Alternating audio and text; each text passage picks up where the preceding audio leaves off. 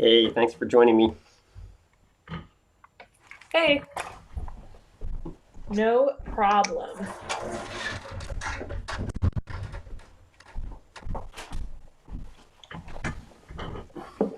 So would you give um, the lowercase Rowan hosting? What did you just say? Sorry, yeah, I forgot you got your Oh, I earphones can't in. hear you. Oh, I must be muted. Got my speaker off. Okay, can you hear me now? I can indeed. Okay, nice. I was just saying, could you give the Oh, lower? right. I haven't done that yet. Right. I have to make you the actual. Right. Um, Can you make the lowercase Rowan the host or the yes, I can do co-host? that. Make. I think I have to be host. Yeah. Yeah, you do have to be host. And if you get dumped off, which is fine, I mean, once everyone's in, I can just take over, and you can. I think if you just add people as soon as they get on, and I imagine there's always some early birds, so I imagine people start popping on in just like a second. Right. Okay. Yeah, I will make sure everybody gets co-hosted. And that went okay last time? Oh, it went beautifully. Yeah, it Okay, worked. They nice. could all transfer among their groups, and it just, it worked great. Great. Yeah. I mean, I had to like go in there and like people's connection dumped, so I had to like redo some things, but it was, the fact that you Yeah, had for one or everything. two people, Yeah, it's okay. exactly. It Yeah. didn't throw me off my game. It's just like when there's like a bazillion people. And yeah, I mean, I think honestly, as soon as like we're at like 5 minutes into the class, I think you can just, as long as you, as long as you make me host. Um, because otherwise, sometimes it does weird things and it'll just sort of randomly choose a host and then there'll be like Yeah. a student who's host. That's actually what happened last time. And fortunately, I could communicate with them and they could make me the host, but it just kind of You're like, randomly, aha. yeah, Yeah. No. Okay, that makes sense. Yeah, I hate when it does that. Why wouldn't it just default to the last host? But yeah. whatever. And you can see I got like a bunch of things done, but I'm still working on like the overall spreadsheet for tracking where we post stuff. But as soon as class is over today, I want to shift to that. I'm talking about like the Yeah, I know exactly what you're talking full-time about. tech position, but I at least got that thing out to Jackie and whatnot. Yeah. Okay. No, thank you. I saw that this morning. I appreciate that. Yeah, and I'm just gonna go ahead and post to LinkedIn, and then since that's probably one of the more important ones, and Yeah, I think put it up, LinkedIn is put it. really important, and yeah, Then I can just put it on the spreadsheet once you make it. That's I won't. yeah, no, right, actually, perfect. Yes, do that. I think you Yeah, just let. I have very little object permanence, but I think I can do if I just do one, I can remember to put that on the spreadsheet. Yeah, I guess the only thing is we haven't really discussed like applicants will be reviewed by date, which we need to revise, which we should probably Right. put like probably like 26th or something. That seems like it's not like right now, but gives them a little bit of time. Couple weeks. I feel like Makes if you sense. do that too soon, then it discourages people a little bit. It's like, oh, it's already open. It's probably not, you know what I mean? Right. So having it a little ways out. Hey, Emma. Hey, I Kayla. never see people put that on LinkedIn, so You don't see people put that? Huh. no, Well, they just leave it. You have open. no clue when they started or when they're ending. Right. Yeah. I've found that when I've done it with a short-term one and people don't respond, sometimes if I repost it with a new date, I'll get like a flood of stuff coming in. So Right. I feel like people do look at a date and people feel like, and having a deadline I think is important for a lot of people. Having like a deadline, Right. oh, they're going to start reviewing by some date. See, Emma thinks so too. Yeah. That's I that's can't fair. function without deadlines. I have to impose them on myself if I teachers know don't. exactly. That's what I'm telling you. All Right. right. You Right. guys Right. are, Emma, you're now in consulting mode with us. We're on a totally different subject, but yeah. Hey, Julia, how are you? Julia, Good. I think you need coffee. I can tell. I already had coffee, but Okay. I feel like I'm gonna need another one today. Hasn't fully kicked in yet. I gotta get Yeah, my, I tried to have my morning coffee And so I have like cranberry juice and coffee, and Oh, that sounds like made a a bad mix to me. Oh, I made a beautiful cup of coffee, and then I accidentally poured cranberry juice in it, and I was like, oh, oh, that that's some sucks. weird stuff. That's undrinkable. Yeah, that's how it goes. All right, everybody's getting co-hosted. For some reason, I'm having trouble getting light on me properly here. Why is that? Oh, you look I'm good. I'm a little bit. You look illuminated. I feel as though I'm not illuminated quite as I would like to be. I feel like I'm too dark and too profiled by all the light behind me, and I can't figure out whether this helps or hurts if I do that. What do you guys think? I mean, you look a little artsy, like you got a blue and like a warm. Well, that's because with all my hair gone, my glasses look bigger, which makes me look artsier. There is that too. Yeah, you've got a lot of artsy factors compounding right now. Okay.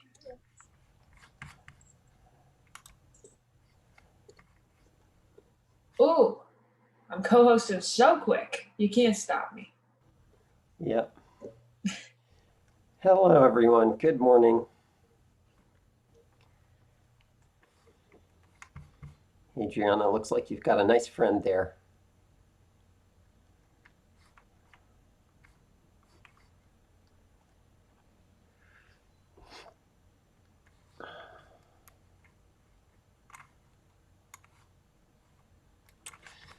See, I do not need that. Close that.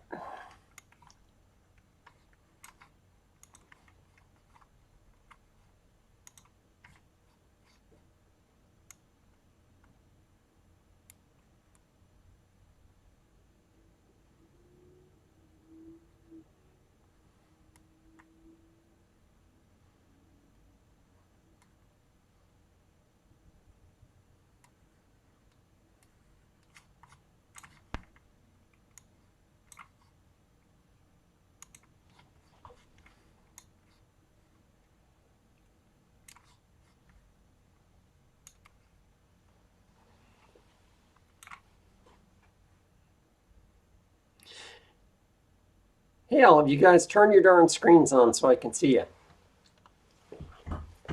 Thank you.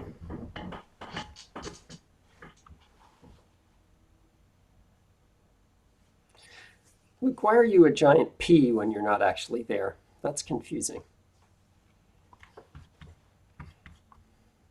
Nobody knows. All right, hello everyone. Since I have the wonderful Rowan Hannon as co-pilot for at least the start of class today, to make you all co-hosts so that we can migrate among rooms seamlessly as we did last case. I'm going to go ahead and start on time. Unusual, but I think we are not suffering from our usual technological glitches. Emma, how did you get a cat in Oberlin? How did that happen? I didn't think they let that happen. Support animal. Is that that's a legit animal there? Yep. Wow, cool. That's a sanctioned cat. I've got all the proper paperwork. That's good. That's good. All right. Sorry, I look a little bit dark this morning. I can't figure out my lighting situation. But as you guys know, we're going to focus today on our second case study, focusing on climate policy. And I actually feel like this is a particularly relevant topic to be discussing this year, because depending on how things go in the next month, we may be in a position to actually have a couple different policy openings. And I feel as though Dr. Swapna Pathak's lecture last class was particularly relevant in setting us up for thinking about what probably many Congress people are doing right now, which who care about climate change, which is actually a significant number, which is dusting off their existing climate policy statements and envisioning what might be possible in a new political reality that may be before us. I'm being optimistic here in making this statement, but whether you're optimistic or pessimistic, there's a fair chance that the policy world is going to be substantially different in a few weeks, and most certainly in late January. And so this is a time when I imagine lots of politicians are rethinking positions on climate change, given the possible openings. And so while the particular lead character in this, Representative Fahey, is fictitious, all of the issues in it are very current, very real, and very relevant to what could potentially happen in our near-term future. So, like I say, I think this is it's a particularly relevant topic to be getting our heads wrapped around. And let's see if I make this big. Yes. So so let's go ahead and get started on this with just a few initial general comments before we dig into the case study itself. So a couple details. Just, we're kind of shifting topics a little bit, although certainly there's nothing that involves more ethics than the issue of climate.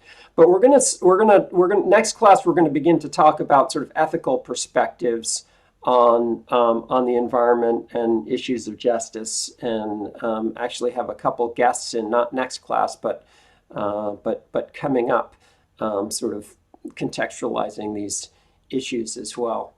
I think all of you, if you have not gotten feedback on, so I'm switching to the community-based projects for a second here. I think if you have not gotten feedback on the questions you posted for your Oberlin student interview coming up, Maddie started working on that last night and is working on it now. I would say in general, having scanned through questions of folks, the same comments that applied last time apply this time, which is that you're trying to do you're trying to do communication work. And when you do communication work, you want to be thinking hard about your target audience, and you want to be thinking about the approaches you're taking to communication. And in this class, we've identified these 8 core communication principles, and we've identified members of the larger Oberlin community, aka non-Oberlin students, as your principal target audience, because they're the people who have most exposure to the screens that content would be on. So for every question you develop, you want to be asking yourself, is this likely to produce information, good quotables that are relevant to my target audience? And is this question likely to produce quotes that are that sort of follow the core communication principles?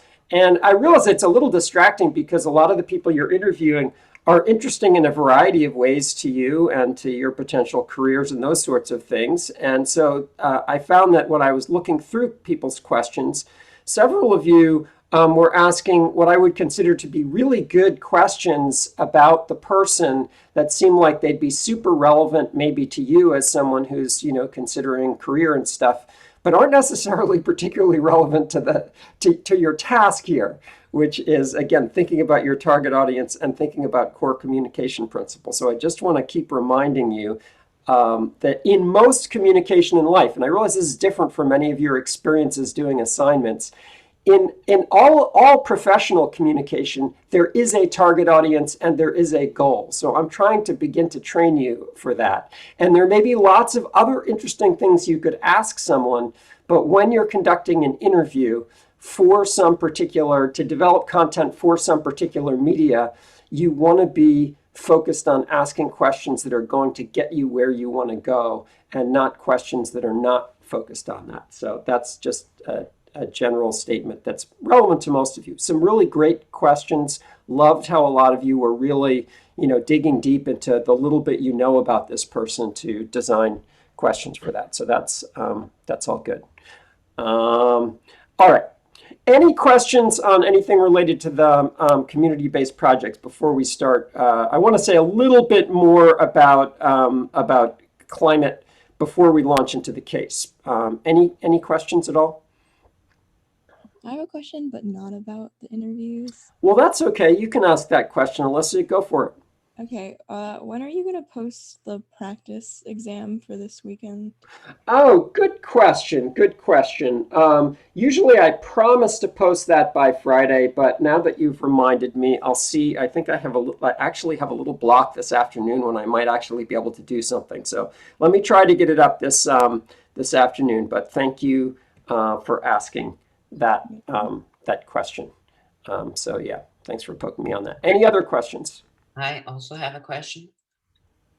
So for our case, one study, to submit it, we just leave it in the doc, right? Because Right. where I thought I saw a submission link. Yeah, there is. Yeah, yes, I create templates for you, which means turning something in is just completing it. There's no further action beyond just filling in beyond completing the document. There's nothing. There's no turn in other than completing. Yes, good question. And there are, by the way, already templates for this case study too. So if you go into the sort of case study 2 link in the assignment drop, you will find a document prepared for your group that you can go ahead and start working on immediately. So that's there. I had a question about the email to the person we're interviewing. Oh, good. So I didn't notice that you had made those templates for us until Right. after I sent my first email. So should I just use the template for the rest of the emails? And then also, do we like BC you on the email so you see that we use a template? Those are really good questions. You do not 100% need to stick what I have in the templates. Some students have contacted me and said, hey, for students, this feels a little bit formal to me. And it's fine if you want to modify those templates a little bit. We wanted to provide the templates so you understand sort of, what is normally expected of professional communications. And so the answer to your question is no, you're fine having not used that particular template. But especially as we get to community members, that increased level of professional formality is more important when you're communicating with people who are not fellow students. But you do not need to BCC me or Maddie on those letters going out. But I do want you to make sure you're marking when you've completed, project milestones in that tracker document, just so that we know if you don't check those, then we can sort of reach out and check in with you and try to provide you with support. I mean, one thing that inevitably happens is some people aren't so great at responding to your emails. And, so some of you, are quite diligent about reaching out to people, but you don't hear back. And so that's why, it's important for us to know. And if you do have any problems with that, probably more of a problem with community members, some of whom are not necessarily that regular with email or don't have the same etiquette of email. Important to let us know as soon as possible if you're having problems with people responding to you and stuff. With the student interviews, we do actually have several really sort of, I'll say, great people who, extra people. So if you really do have problems, we can pretty easily swap you out for someone else to interview if someone's just not getting back to you. But reach out to Maddie and I. Maddie and I were chatting about this yesterday, and you should really be using Maddie and me more as resources. If you have any problems, or just want to explore, questions that would be appropriate or anything else, I'd love meeting with you guys during office hours. Some of you are taking more advantage of that than others are.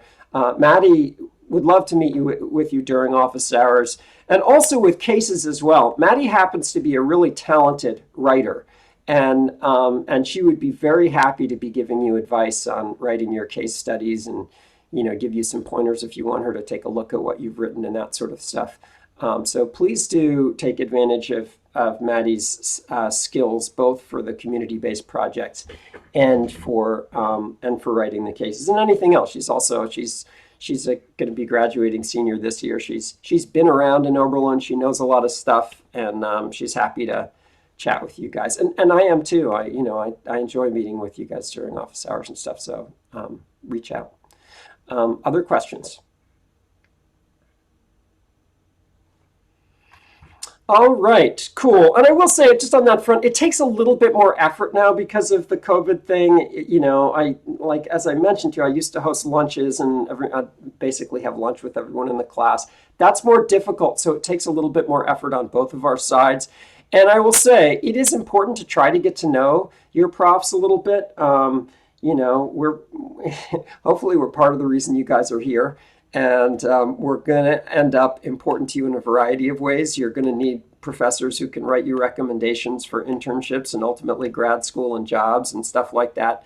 So it's good for you to be getting to know people. It's a little harder to do that right now. I just want you to feel like I'm very willing and open to meet with you, even if you don't have particular questions, but just want to talk about your careers and lives and other things. That's good. All right, cool. Any more questions? Great. All right. So I want to, again, just provide a little bit more context before we launch into this and just remind you of this very simple, but I think very, very important model that Dr. Pathak presented for how policy actually gets enacted. This notion, and I think this connects very much with a concept, a general concept we talked about earlier, and actually maybe I'll see if anyone can come up with that. It says, we have a situation here in which this model suggests that three different things need to be true in order for a policy to actually be enacted. There has to be a clear problem that people identify as a problem that can be solved with policy. There has to be potential policies available that could address that particular problem. And there has to be a political reality that enables that policy to be enacted. So all three of these conditions need to be concurrently together. And part of the reason we've had lots of action at the local and regional level and none at the federal level in the recent administration is because the politics stream has been a complete block at the federal level. So that's why nothing's happened. But if we have an election in which the politics environment changes, suddenly it's possible that all three of these could potentially be open for a period of time and available for action. And that's why thinking about these issues ahead of time is so important, to make sure that the problem is framed in a way in which people are motivated. And I meant to show you some other data. Swapna Pathak had showed you this data that really just divides things into Republicans and Democrats. The pollsters of the world have divided the American population into a whole lot more groups than that. And I think one of the insights that, Madison made a comment about this last class. One of the insights that I hope you are realizing is convincing everyone that climate change is real, convincing everyone that policy needs to happen is actually not important.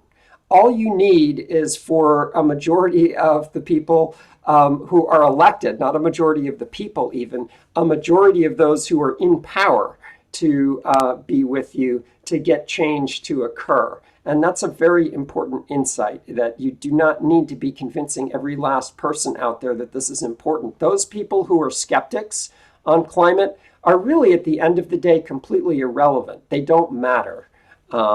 And frankly, the people who really care about climate change don't matter if they don't have a political stream to make an impact.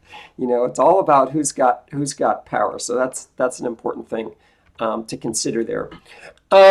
Another thing that I showed you briefly that I just want to say a little bit more about, because it's also important, is this other conceptual model put forward by these two fellows here, but very popular in discussion for some time after it came forward. The idea being that climate change feels like a very overwhelming problem because it is overwhelming. But these folks put forward, Sokolow and Pacala put forward this notion, don't think about it as one big problem. Think about it as a lot of separate problems that can be addressed separately, so-called wedge model of addressing climate change. So this is like, this sort of graph here is a graph of greenhouse gas emissions. And the idea is think about emissions as a whole as being divided into lots of segmented pieces that can be addressed differently. Frankly, not all through policy, but through different things. This next graph will give you a little bit better sense of this. If you just kind of think about the sort of increasing emissions as having a whole host of different potential solutions to them: energy efficiency, electrical use efficiency, vehicle efficiency, solar power, wind power, biofuels, carbon capture and sequestration.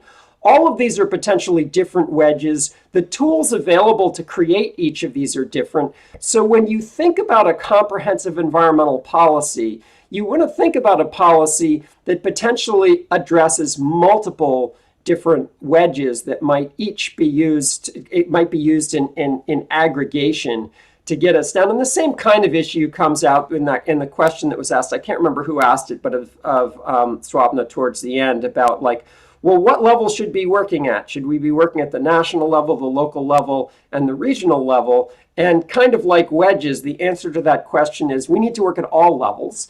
If we don't work at the international level, we can't solve climate change, but it's equally true if we don't work at the national level, the regional level, and the local levels, we can't solve climate change. So it's not an issue of which one. It may be an issue for you of which one you focus on, because you may have particular skills, particular aptitudes, particular goals in life that allow you to sort of harness your energies most effectively towards dealing with a particular level or a particular wedge for that matter. So what you as an individual want to focus on may be one little piece of it, but within that you need to understand that all of it needs to happen if we're going to solve the problem. It's not a which one is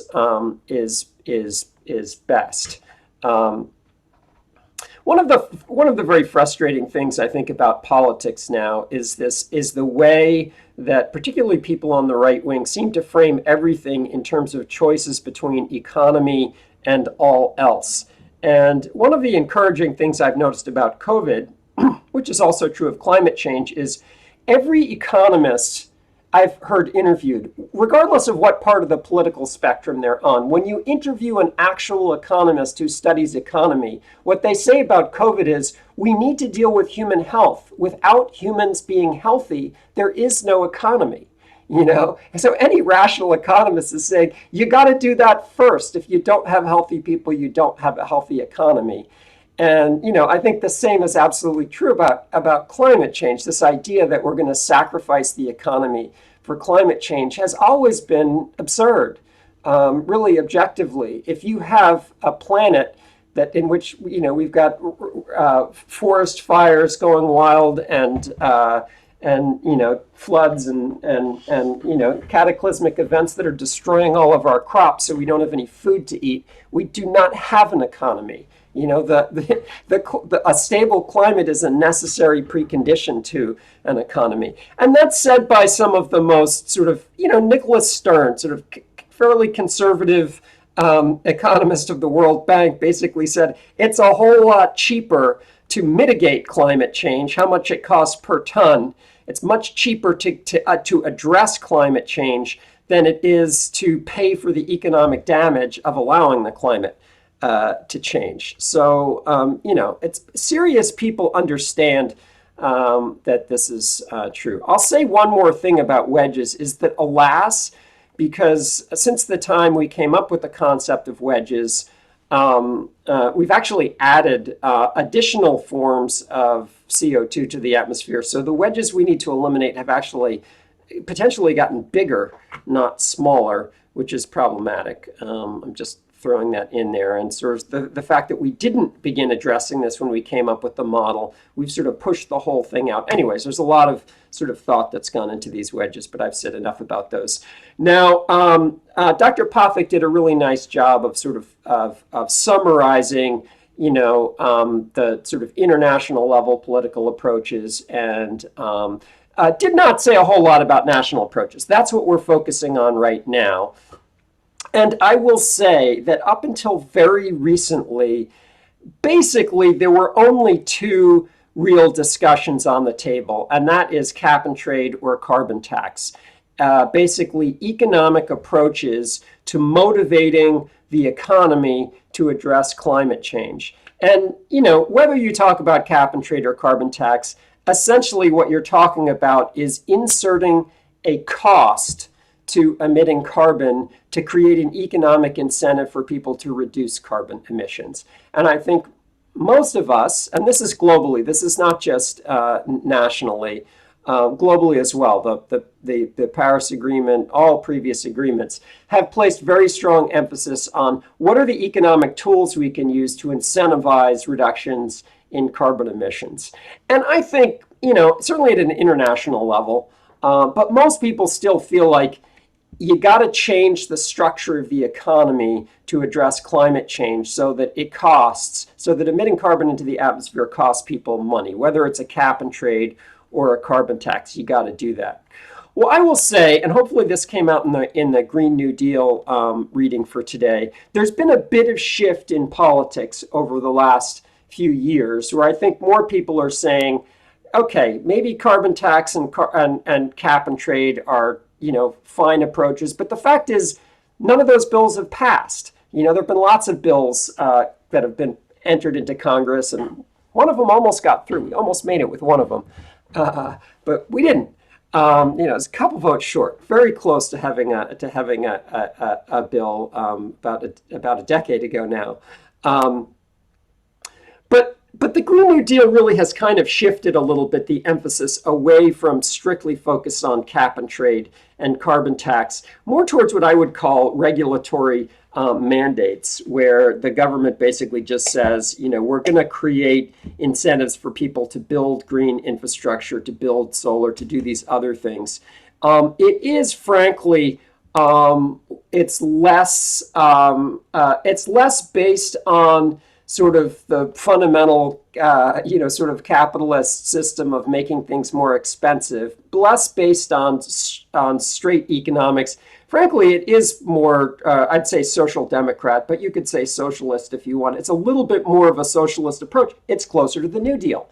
You know, when the economy was crumbling and we said, okay, well, let's just have the government create a lot of jobs, or basically the government fund a lot of projects directly that do things. And, you know, so it's one option and it seems to have some political viability right now, but it's a little different than what most of the focus has been on, which is cap and trade and carbon tax. And I think cap and trade and carbon tax are still critical, but it is a slightly different approach. Anyway, we've talked a little bit about regional and city level approaches and about Oberlin College's approach, and they're not really relevant to this case, although super relevant to what we do as an institution and how we try to model carbon policy. So they're very important. We've chatted about them a little bit, and I won't say more about those right now because I want to get straight into the case.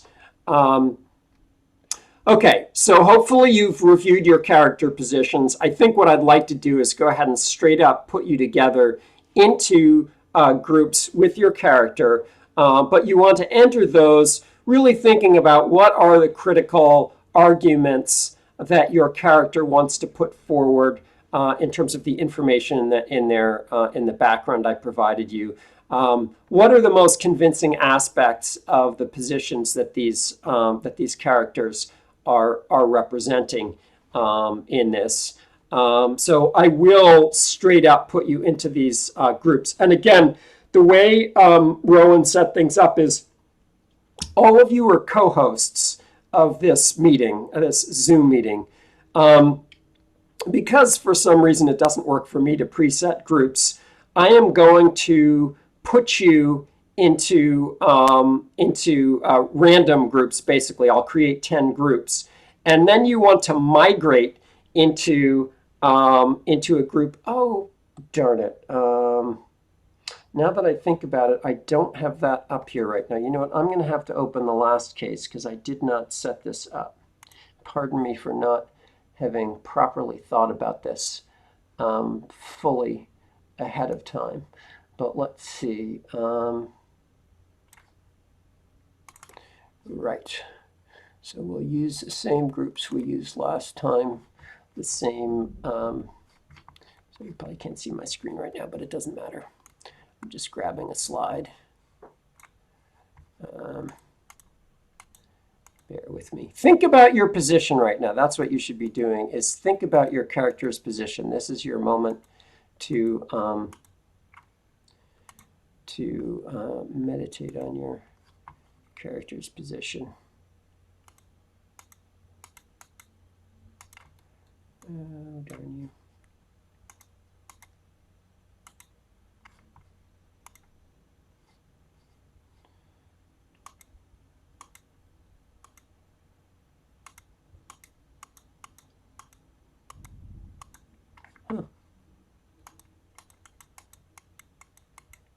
Well, you know what? I'm going to have to rely on you to remember, because for some reason I'm not finding it in that prior PowerPoint. It's okay. I'll describe to you what you need to do in a second.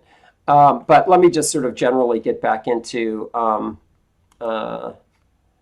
it's going to work. Okay, so you'll be in your character group for 10 minutes, and we'll create. We'll try to create slightly bigger groups this time. So I'll have character. I'm going to create. Actually, what I'm going to do is to create 4 groups, one for each character, and I'll have all of you who represent character A in group 1, character B in group 2, character C in group 3, and character D in group number 4, to spend 10 minutes really trying to chat with each other about what the most effective ways to communicate are, and then I'll get you back in your working groups. So when I create these groups, hopefully all of you have the ability to migrate. I will be out in the main room, whatever this main Zoom room, and if you have any problems, just come out there. Or if you have any questions for your group, you can come out there and ask me, and then go back into your group. But it is exactly the same setup we had last time in terms of you then presenting to your working groups your character positions, 3 minutes per presentation. And if you are missing someone, I will, in the main room, you'll come into the main room, and I will first represent character A for the first 5 minutes, then I'll represent character B, character C, character D. So I will be able to, if you're missing someone in your group, I will be happy to represent any of the positions. I enjoy doing that. And that's basically the way this setup is going to go. And then hopefully I'll actually have managed the time well enough for us to have a few minutes to sort of discuss some of the strategies you guys are coming up with. Are there any questions right now? None. Okay, so again, just to remind you, I'm going to create 4 groups. You are going to spontaneously be dumped into a group that you have 1/4 chance that it's the right group. You should move. If you are character A, you should move into group 1. If you're B, move into group 2. If you're C, move into group 3. D, move into group 4. Everyone understand how that's going to work? All right, so I'm going to recreate all rooms and create 4 rooms, assign automatically. All right, are you guys ready? Thumbs up. All right, you should have just been invited to enter your rooms, and I will try to give you a heads up when it's time when you got a couple minutes.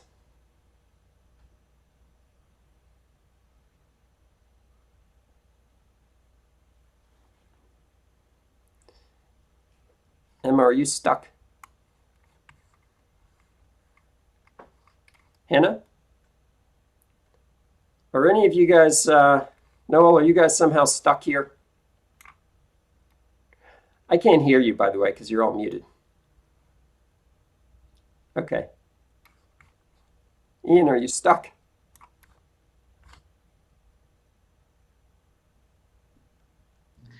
Hi, I can't get to my breakout room again. And which one are you supposed to be in, Ava? Number 1.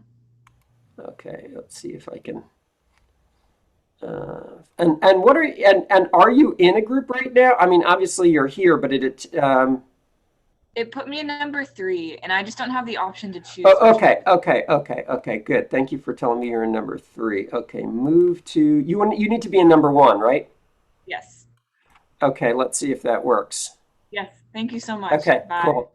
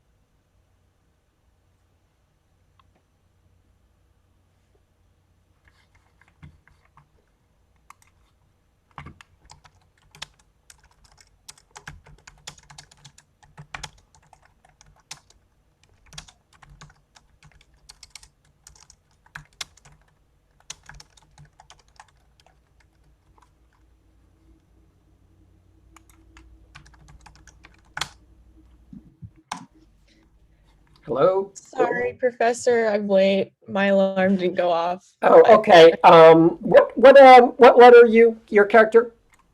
I am Latoya. Oh, okay, so you are D. Is that right? That's D, right? Yes. Which means I need to put you in group 4. Let's see. You should be assigned to. So you're going to dump you into group 4 now, okay? You should have just seen that. All right. Thank you. Sorry about that. Sure. Looks like you need coffee. Hey, Hi. Madison. Yeah, hi. I'm also late. I'm so sorry. What do you what group what character are you? I'm the main character. You're Latoya? Yes. Okay, I'm gonna put you in group 4 right now. Okay, thank you. You got that?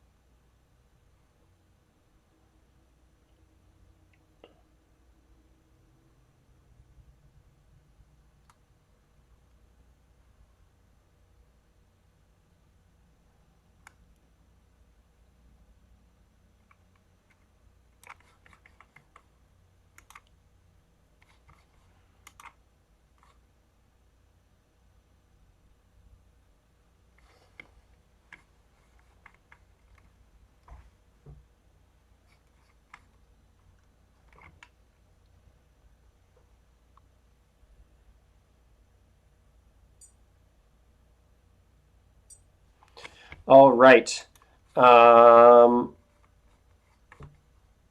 Still a few people coming back. I'm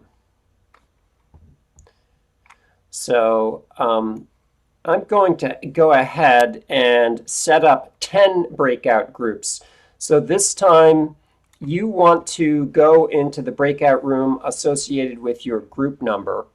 And as described in the overhead I had in front of you, you want to progress through each of the characters, A, then B, then C, then D, giving each 3 minutes to present their arguments, 2 minutes for Q&A, and then move on to the next one. And you want to be disciplined about the timing involved in this. Stay in character. And I'm going to recreate all rooms and make it 10 rooms. And a reminder that if you are missing character A, just stay with me right now. If you are missing character B, as soon as you get to B, come and join me, because I'm just going to do A, B, C, and D and represent each of those positions myself. Any questions? Everyone understand what we're doing? Give me a thumbs up if it's all clear. Okay, cool. Here we go.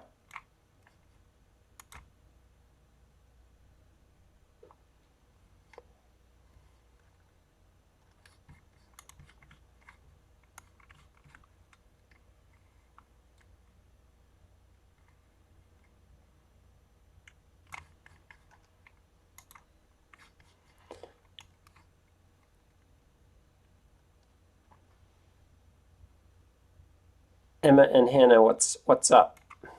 Am I representing Michelle Jansen for you or not?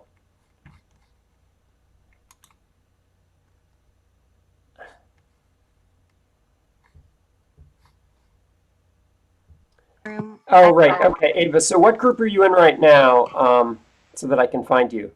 I think 6. and Okay, I'm go. You need to be in what group? supposed to be in 10. Okay, you're in 10. Okay. Thank you so much. And I'm supposed to be in 4. Okay. And you can't move, huh? Okay, you're in 4. All right, Okay. thank you. Yeah.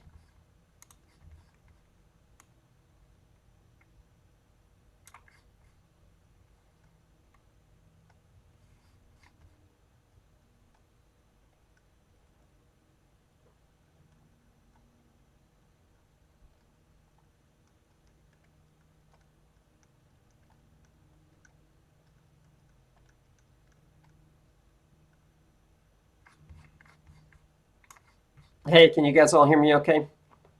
Yep. Yeah. Okay, I'm going to go ahead and get started. So my name is Latoya Williams, and as you guys know, I work in the office of Representative Fahey, and my goal is for us to learn from you, what you think is the right thing to do and put it together in a bill. But what's important to us, Senator Representative Fahey and I, is that we get something that politically is going to work with his constituency. So I think I have a pretty good sense of the arguments that you folks have made, although I wasn't physically present for those. And I'll just say we need to think about, like, when you think about these sort of three political streams, that works at the level of individual representatives too. Like my representative's political stream here is that he needs to get elected. That's his politics stream. And he needs to get elected in a Midwest community that's pretty middle of the road, has industry that is frankly fossil fuel dependent, has farming that's pretty fossil fuel dependent right now, and in which some of his supporters are business people.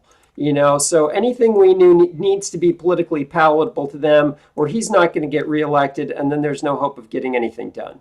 So that's kind of the bottom line. And so, my goal is to learn from you and basically figure out, okay, what's the science? Let's incorporate the science.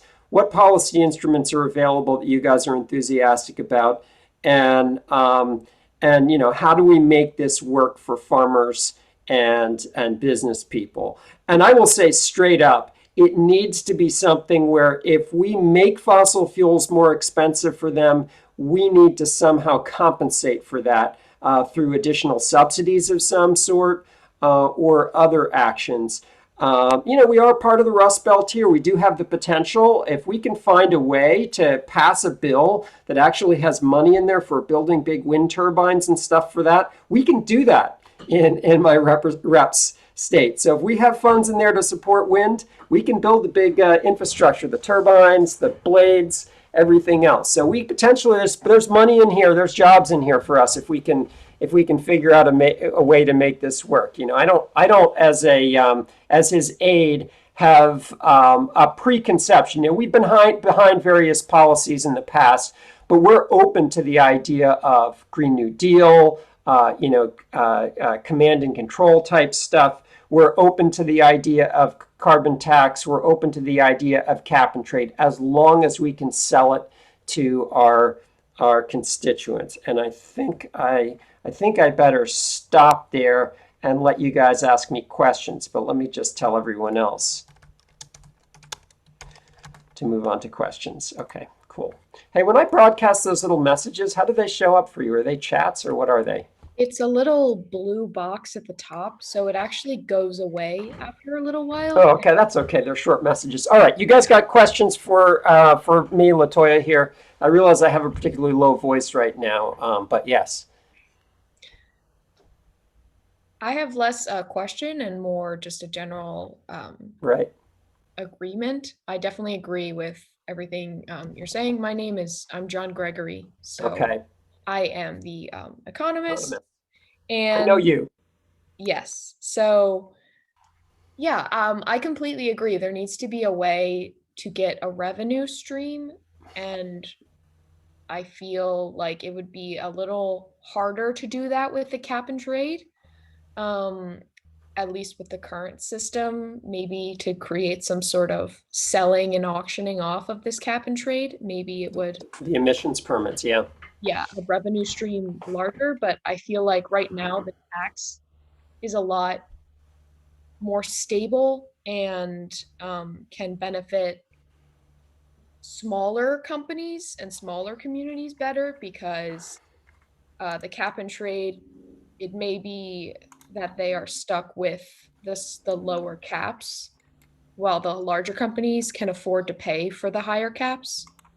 And then they may be stuck having to compensate by even making their business smaller or laying people off, which is not good for anyone. And yeah, I completely agree that the revenue should go into creating green energy for lower income environments. Okay, sounds good. I think we're sort of in a discussion phase now where we're basically trying to figure out what are the points of agreement, what given the political realities that I've presented to you and everything you guys have discussed, what do we do? And I guess technically I'm supposed to be facilitating this, but I don't know that we need a facilitator. Let's just open this up. What do you guys think? What should we do here? What's our strategy in trying to come up with something that will be embodied in this reps policy? Yeah. I mean, in terms of politics, I think tax can be a really scary word. And when you present something as like a carbon tax, it can be really hard to like pass a bill. But with the cap and trade, I'm Michelle Jansen. I'm a huge fan of cap and trade. Right. That both provides environmental stability and might be easier to like put into action. Yeah. What do you think, Michelle? That's you, Lila. I'm Jane. Oh, you're Jane. Jane, right? Yes, right. I mean, my position on this is that I don't necessarily have a preference as to whether we have cap and trade policy or if it's a carbon tax. My main concern is just that then whatever revenue is made from that policy is redirected towards low-income communities in a productive way that allows for them to like continue to economically thrive. Because if that isn't done, then all of these policies are going to like disproportionately affect the economics of low-income communities and not more affluent communities, because things will get more expensive. Yeah, I guess in some ways the tension is between the reps' concern about constituency that is actually the constituency that actually has some money and lobbying power, agribusiness and industry and your goals, which I think are also at some level the reps' goals, but the politics of, yeah, so you say you want to do something that benefits the low-income people who are disproportionately affected. You're obviously focused on the issue of environmental justice. And the Senate aide and the rep and the reps aide may care about that, but they also need to care about getting reelected. So can we come up with some way that like addresses environmental justice in a meaningful way, but also gets the bugger reelected? That's the question. That's the issue. It's like there's no point in like having a policy that addresses environmental justice if he doesn't get reelected. Well, I would say that I know at least nowadays, people in the agriculture business, many people consider them low income. They definitely create, it's hard work and they don't get a lot of money for it. So I would say that they could definitely be considered part of this sort of, it's not the city sort of looking at it where you see this sort of quote slum or whatever area where it's very clear that it's low income, but they definitely they're not making a lot of money and they're doing a lot of work and they're doing important work. So I think that especially in this area where there's a lot of open field, wind turbines are a good idea. And especially in this area where, there's a lot of industry and that could create both jobs here and also create the energy compromise that they need if we tax them or cap them for their use of fossil fuels. And I would say, as much as I'd prefer the tax, Michelle's argument of it being hard to get it into policy, the word tax is is not necessarily liked in Congress by any people, really. People don't like that they have to pay more money for anything. So I would say that I'm willing to compromise with cap and trade as long as it's seen as another revenue stream. It needs to be seen as a way to make revenue as well. Right, because obviously there are very different ways you can do cap and trade. The one that industry likes the best is where you basically give away the allowances, don't charge them at all. It does reduce carbon emissions because you can ratchet down the allowances, but it raises absolutely no revenue. I think people sometimes miss that within the concept of cap and trade, there's sort of also infinite variability in terms of how that works. What do you guys think about the, this group, oh, darn it, why am I doing a space now? The folks who want to do cap and dividend, the climate, big national organization that I had you guys read about. I'm doing a name lapse here. The Citizens Climate Lobby, the CCC. They use a little different word. They don't use tax. They use fee and dividend. And basically the way they frame this is, sure, you're going to put a fee on the carbon, but you're actually charging it at the source. So it's not like individuals who have more taxes, it's corporations who have the taxes, and you're not calling it a tax, you're calling it a fee, and you're giving a dividend. You are targeting that money and giving it directly back to the American people. So they're framing it, it's still a carbon tax, but they're framing it as every American citizen gets a paycheck. He gets an extra little dose of money as a result of this fee put on the polluters. And what do you guys think about that? It's like a reframing, it's like you can put different names on things and change the way you talk about them. Did you guys talk about that at all? Not much, but I did. I am, quote, intrigued by this idea. And I think it would be great. I know politics are very confusing, and a lot of it is how you say things and what you do, and less about the policy itself. So if there would be, I would love if we could frame it as a way where we can say it's charging the corporations and that sort of thing. My worry is that one, to compensate for Jane, the dividend wouldn't be going to everyone, or at least I would assume she doesn't want it going to everyone. It would sort of be focused on the lower income, which can be not as appealing for everyone.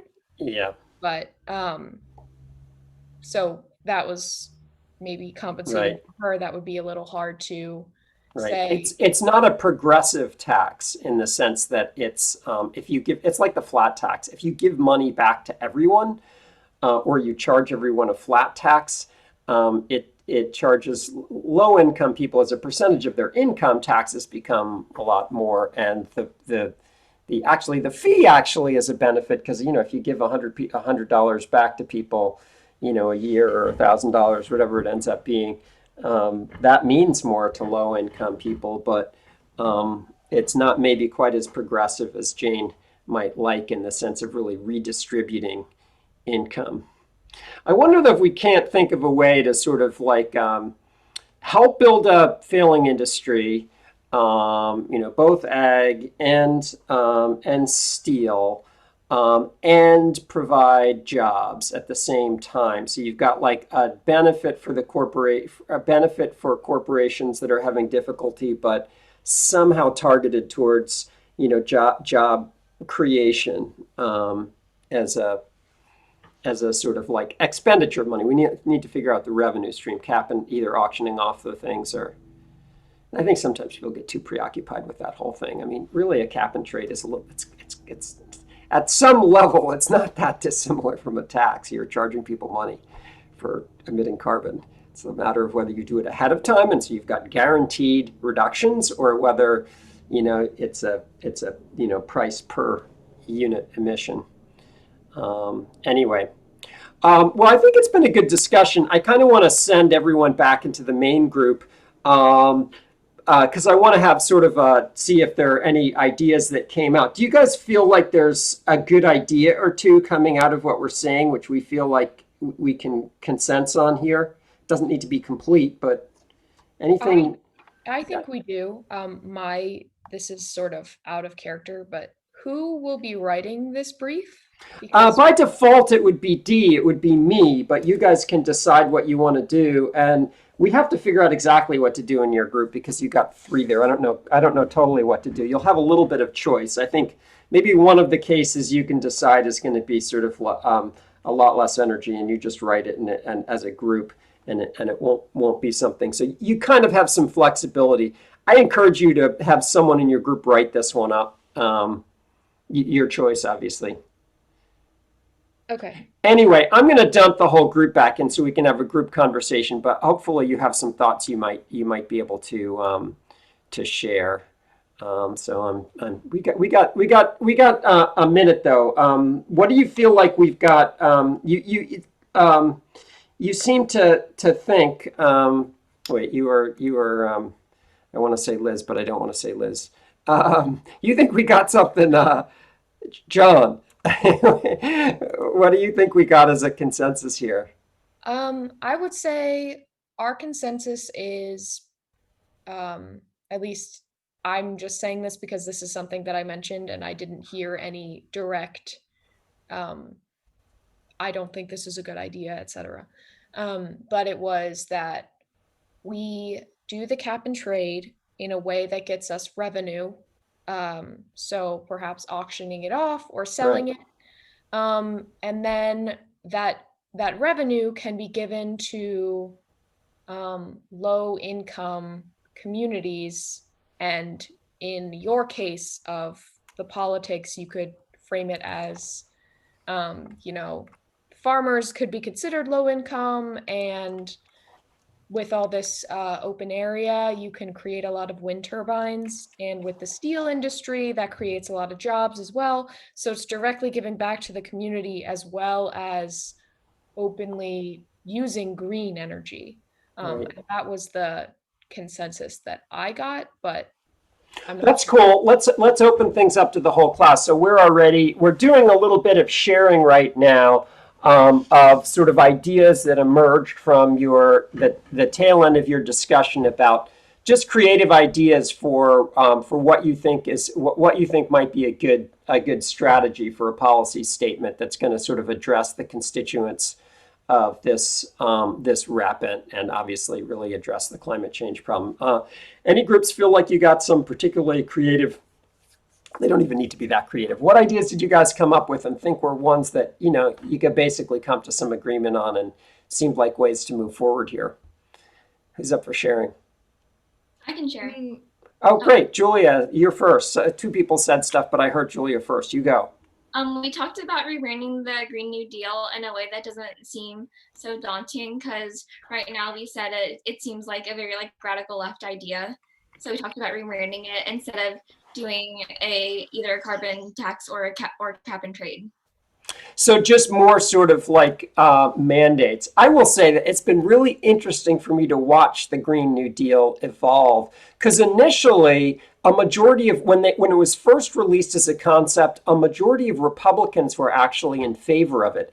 And then it was completely framed as this radical leftist idea, and the Republicans all jumped ship on it. And now you see Kamala Harris and Joe Biden running away from it and just sort of, they won't touch it in the debates. Both of them rejected it. But in fact, they basically adopted most of it in their platform. So I feel like it's an important lesson. Don't get too caught up with terms. People can call things whatever they want to call them, so it's a framing issue here. I guess now we can't call it the Green New Deal because that's the ultra left, that's communism. But the same policies, come up with another name, call it the Patriot Act or something like that. Whatever works. Other thoughts here? I think our group, it was a bit more of a basic idea, but since, or Representative Fahey's constituents are kind of like mostly corporations and then like low income workers and stuff. We sort of had the idea that we would do a cap and trade system because that's typically what like corporations prefer rather than a tax, but it also sets like a strict emissions cap, but also instead of just giving out the allotments, we would auction or sell them. So we would have a revenue stream so that we could put revenue into initiatives to help the low-income workers and the consumers who would reap the effects of the increased carbon price. So either have them get sort of energy kickbacks or something to that extent. Yeah, that sounds wise. The only thing I'd suggest to Emma is you think about how do you benefit those, people who are disproportionately impacted on the low income side, but you also got to think about how you benefit the farmers and the businesses. So thinking about like, what's the convergence between those two where you can help the businesses and the farmers and help do that. And I think there's a lot of room for creativity on that. I don't think that those interests can't be aligned if you're creative about figuring out how they're aligned. But the senator needs the needs the farmers and industry behind him. Other ideas? My group had an idea.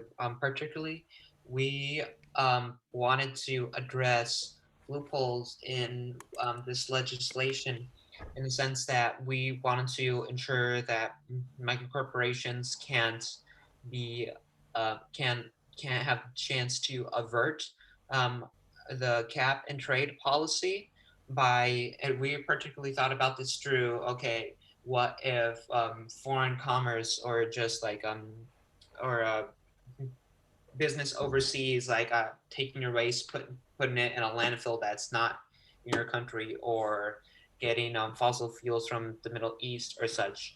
So we decided that any sort of in business interaction that has any interaction from an American-based company must adhere to the cap and trade rule, and that's binding in the sense that these businesses and corporations must agree to a public release of the transactions they've had with other companies and where they're from. And if there's perjury on there, that's going to result in a big fine for that, in consequences, to make sure that we're essentially doing this so that they can't get away scot-free by like, okay, we'll just do our business in third world country or. Yeah, I hear actually two really important and distinct aspects, which I'm really glad your group brought up because they aren't actually so directly addressed in any of the stakeholders. One being transparency, which you measured. How do you make sure that that everything that's done is transparent and easily accountable so that it's easy to tell when someone's cheating or not? But two, this very, very important issue of if you in effect raise the cost of carbon in the United States without some sort of an adjustment for foreign goods, are you basically just pushing production overseas? Like, if you're charging people in the United States for carbon emissions, but not charging people someplace else for the embodied carbon in the goods they're selling, are you just pushing it overseas? And that, I think, is a really, really critical issue to address, that we make sure that we're accounting for the carbon in goods purchased from overseas and making sure we are not unintentionally making U.S. goods more expensive and making foreign goods cheaper because they're not addressing carbon in their own country. So that's a really, really critical issue that I'm glad you brought up. Really good thinking here. I'm cognizant of the fact that we just ran out of time in the class, but darn it, we actually made it as far as I wanted to make. So very creative thinking here, and urge you guys to find a time to continue your discussions on strategy here. But like I say, this is a really good time to be doing this case because the things you're thinking about are hopefully the things a lot of people are thinking about right now. And fingers crossed, we may well have a an alignment of streams, you know, going forward. So yeah. All right, guys, take care. Thank you. Thank you. I actually had a question. Sure. So actually concerning the whole products overseas and stuff, would it be feasible then to sort of, there's like import taxes, right, for Right. goods that are imported in. So I'm wondering if it's feasible to have a carbon tax that's part of like import taxes. Absolutely. Absolutely. Sure. You could, you know, and this is where I think national and international legislation need to be meshed really carefully, because ideally you create some sort of international standards for quantifying carbon emissions. And we did see some of this coming out of Paris, these sort of national commitments made on the part of individual countries. But you have to have some common metric, common agreed upon metric for assessing, like, you know, how do we associate, you know, a given activity with carbon emissions, and have international standards.